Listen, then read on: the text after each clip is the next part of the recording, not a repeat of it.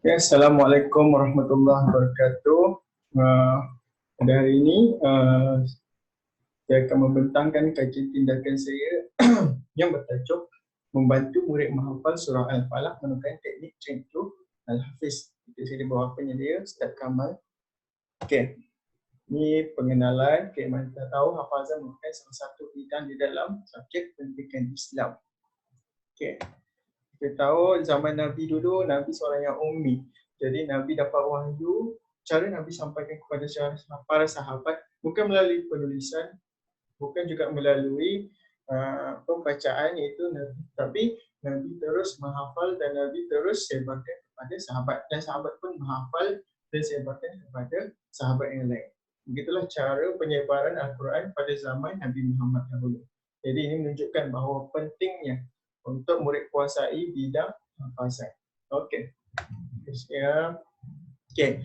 Ini Al-Kilani, dia tekankan beberapa kaedah pengajaran Al-Quran hafazan, iaitu yang pertama, mesti sesuai dengan umur pelajar. Okey, ini yang paling penting. Kalau murid tahap 1 cara macam ni, murid tahap 2 cara macam ni. Okey, yang kedua, guru harus mampu aplikasi kaedah yang dipilih. Okey. Mereka sudah pilih cara itu, sudah tentulah mereka wajib untuk mampu untuk aplikasi kaedah itu.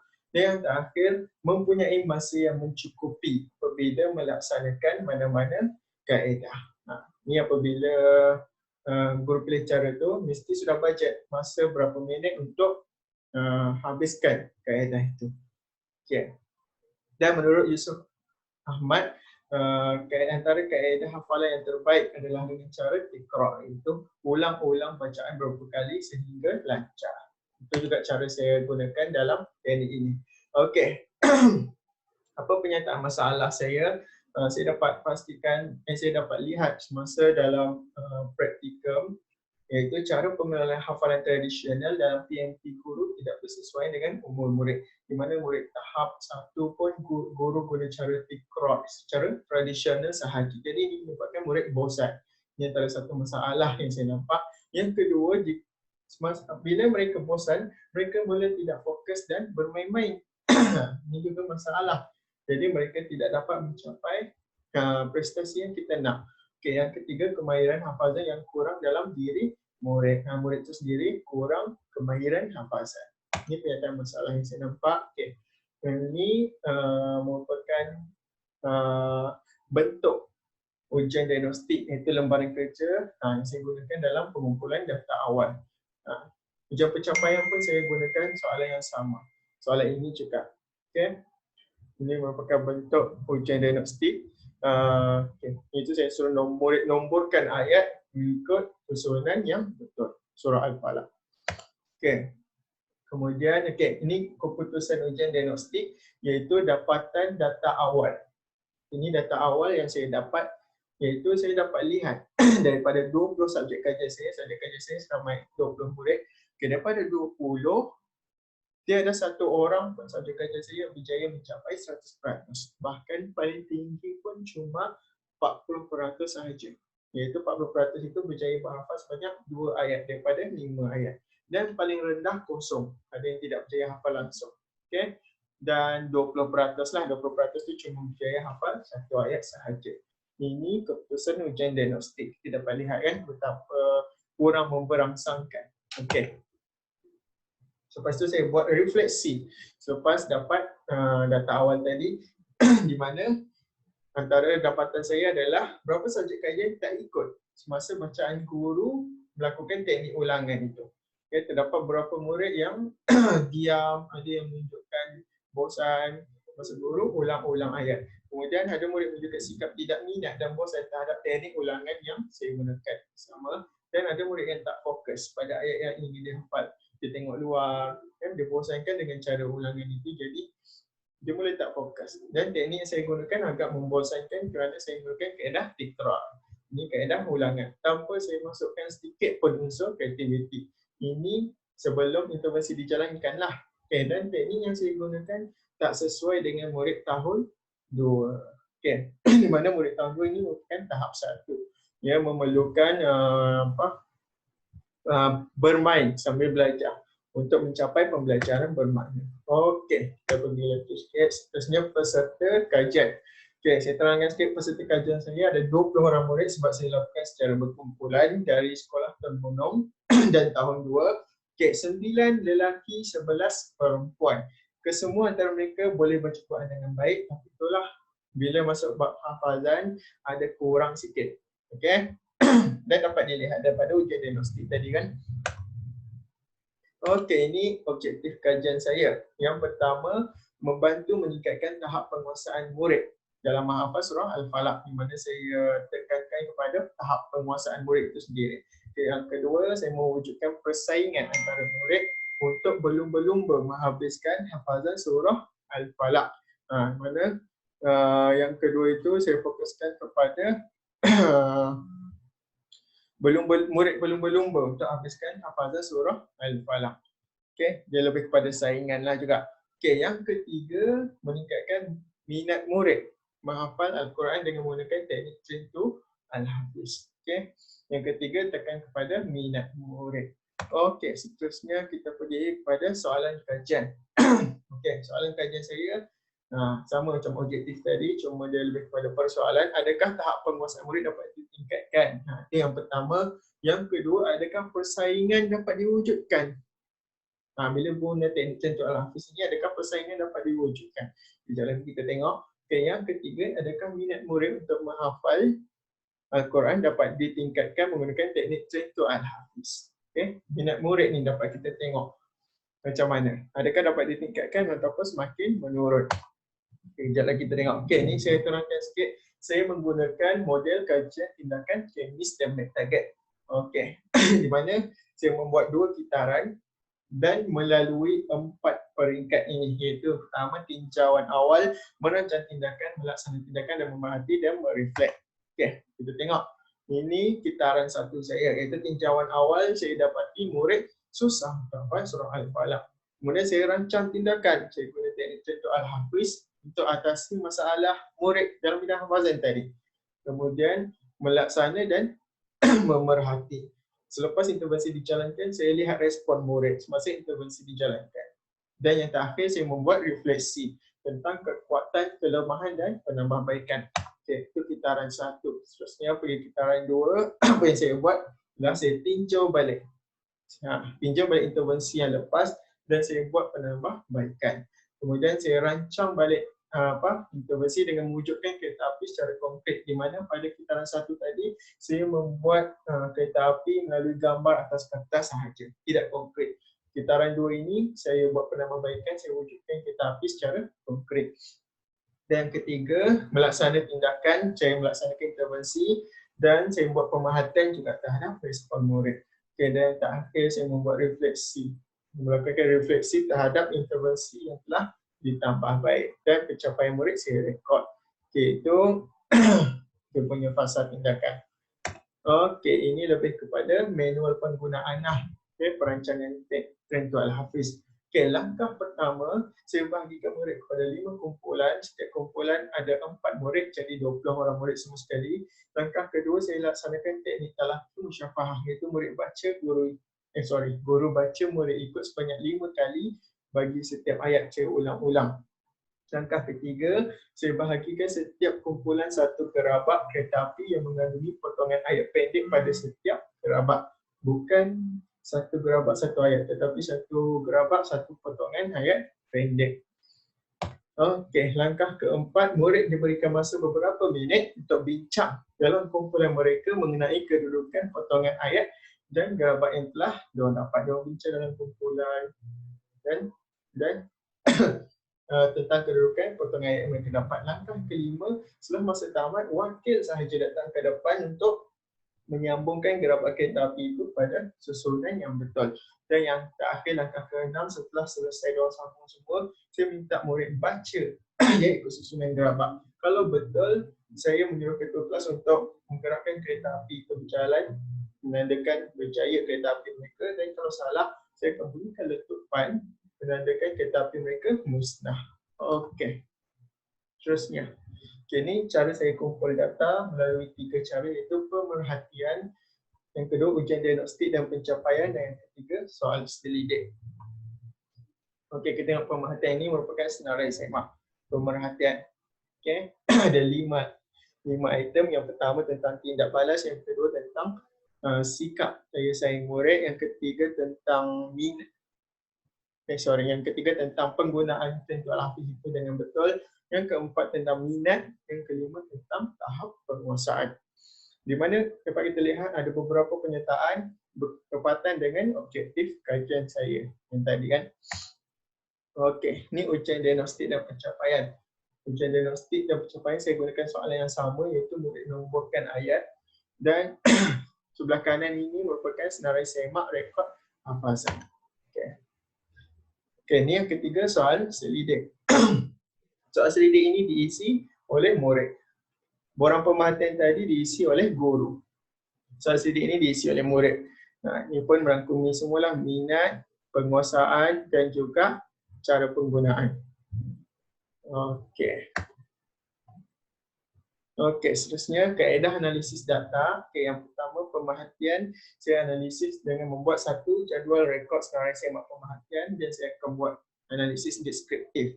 Okey, untuk yang kedua ujian diagnostik dan pencapaian, iaitu bentuk lembaran kerja, saya akan keluarkan data masuk ke dalam jadual kekerapan dan peratusan dan saya akan analisis secara deskriptif juga. Sama juga yang ketiga, soal selidik, saya akan buat jadual kekerapan dan peratusan dan saya akan membuat analisis deskriptif. Okey, ini dapatan kajian saya. Okey, bagi soalan kajian 1, adakah tahap penguasaan murid dapat ditingkatkan dalam menghafal surah Al-Falaq menggunakan teknik Centuk Al-Hafiz? Okey, kita tengok belah kiri ini borang pemerhatian murid. Ini pemerhatian saya yang isi, saya perhati, jadi saya tandakan. Okey, kalau kita lihat pemerhatian ini, semua murid berjaya memberi tindak balas masa guru memberi arahan. Ini melalui pemerhatian saya. Dan yang kedua, semua murid dapat menguasai hafazan surah Al-Falaq. Ini melalui pemerhatian secara kasar, yang belum tentu tepat. Okey, dan belah kanan ini kita dapat lihat rekod ujian pencapaian surah Al-Falaq. Ini saya bagi mereka ujian pencapaian dan saya masukkan keputusan ke dalam ini. Kalau kita tengok ujian pencapaian ini, semua murid berjaya mencapai 100%, itu berjaya menghafal semua ayat, dan seorang murid sahaja, itu subjek kajian 3, cuma berjaya menghafal 60%, iaitu sebanyak 3 ayat sahaja. Okay, nak lebih mudah kita tengok dalam jadual ini, rajah graf. Okey, kalau kita tengok graf ini, subjek kajian 3 sahaja yang tidak berjaya menghafal 40 ayat selepas intervensi ini dijalankan 40%. Okey. Dan kesemua murid yang lain berjaya hafal.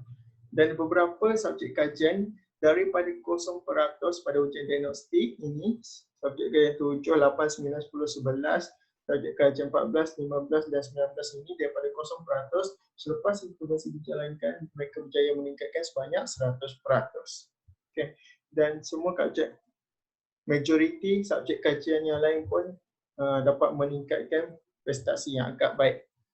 Ya, peningkatan yang banyak daripada ujian diagnostik. Walaupun subjek kajian 3 tak berjaya menghafal 40%, tetapi ada peningkatan. Okay, ada peningkatan sebanyak 20% daripada ujian diagnostik. Okey, kita punya belah kanan analisis borang soal selidik. Okay, saya buktikan lagi dengan soal selidik. Ini murid sendiri yang isi.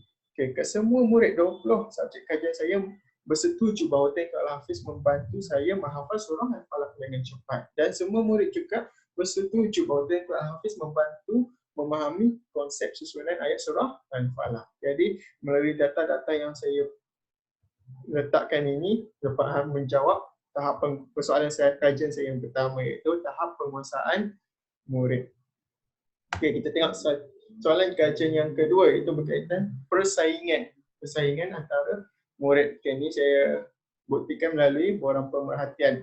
Ini melalui apa yang saya tengok sendirilah, pemerhatian. Okey. Okey, semua murid kecuali satu orang saja subjek kajian yang menunjukkan sikap berdaya saing dengan rakan-rakan untuk menghabiskan hafazan mereka. Okey, ke-19 murid telah menunjukkan daya bersaing. Kecuali satu orang murid saja, itu subjek kajian 3. Ini dia hanya senyap dan kurang respon lah. Okay. Jadi majoriti ini telah mengukuhkan saya punya soalan kajian yang kedua, mewujudkan persaingan antara murid untuk menghabiskan fasa surah Falaq. Okey, kita pergi dah soalan kajian yang ketiga. Adakah minat murid untuk menghafal Quran dapat ditingkatkan menggunakan teknik Tuan Hafiz? Okey, minat ni saya buat dua. Orang pemerhatian iaitu saya sendiri tanda dan juga soalan selidik. Murid yang jawab. Okey, ini apa yang saya tanda, saya dapat perhatikan semua murid menunjukkan minat terhadap hafazan melalui teknik Al-Hafiz kecuali subjek kajian 3. Subjek kajian 3 ni macam saya cakap tadi, dia hanya diam, kan? Tidak menunjukkan minat. Dan majoriti menunjukkan minat. Dan belah kanan ini, borang soal selidik, ni murid sendiri yang isi. Ini bertepatan dengan yang belah kiri ni.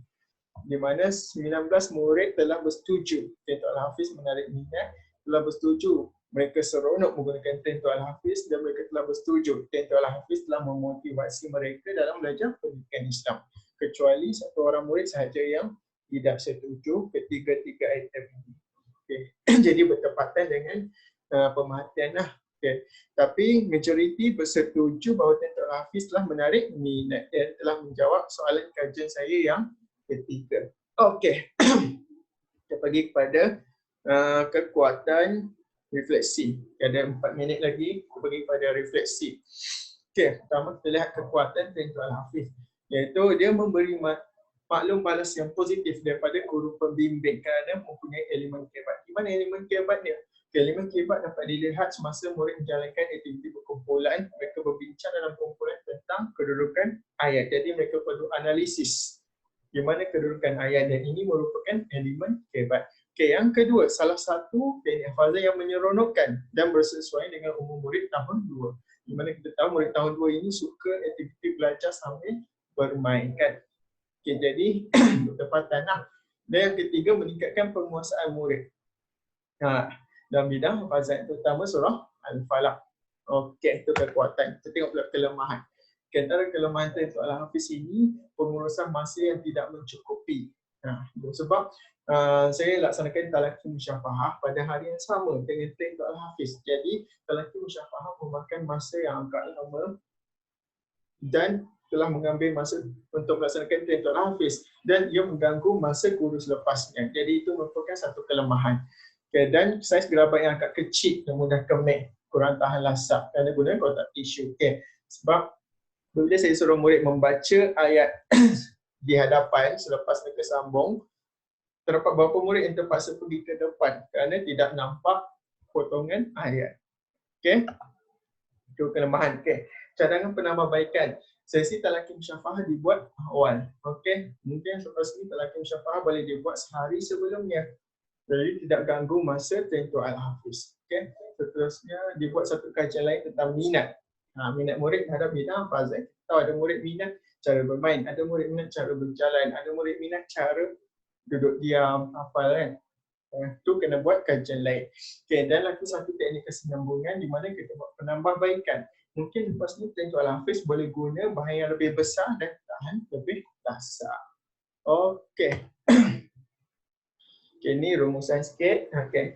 Saya terbukti teknik Al-Hafiz ini banyak kekuatan daripada guru dan murid. Dan ia sangat sesuai pada umur murid tahun 2 yang berada di tahun 1. Di mana mereka perlukan bermain sambil belajar. Okay. Okay. Ini tak ada apalah. Okay, rumusannya itulah. Jadi teknik Al-Hafiz ini diharap dapat membantu murid menghafal surah pendek dengan dengan lebih laju, dengan lebih seronok lah yang lebih penting. Okey, ini saya punya rujukan daripada kamus, daripada buku, kajian lepas. Okey, ini lampiran. Lampiran ini murid saya tahun 2, ni gerabak kereta api, potongan ayat ni. Okey. Okay, ini yang dia orang dah siap sambung sepenuhnya. Okey. Okey, itu sahaja daripada saya. Apa-apa soalan boleh tanya, saya minta maaf kalau ada kurang salah silap apa-apa kepada pensyarah pembimbing. Terima kasih banyak-banyak saya ucapkan, dan kepada pensyarah penilai boleh tanya apa soalan jika ada. ketidakfahaman. Sekian wabillahi taufiq wal hidayah. Assalamualaikum warahmatullahi wabarakatuh.